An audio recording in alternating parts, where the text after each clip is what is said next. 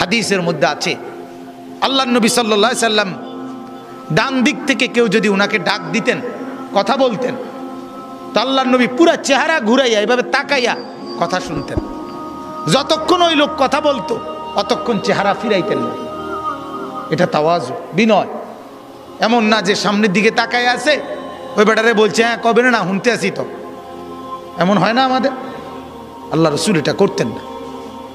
কেউ হাতে মুসাফা করছে, নবীজি কখনোই নিজের হাত টেনে নিতেন না। ওই লোক যখন হাত ছাড়াইতো তখন ছাড়তেন। তাওয়াজু, বিনয় ছিল। তাহলে এই জন্য ভাইয়া অহংকার যে করবে না, আল্লাহ বলেন আমার জান্নাত তার জন্য। অহংকার কাকে বলে? আল্লাহর নবী বলছে দুই জিনিসকে। কয় জিনিসকে বলেন?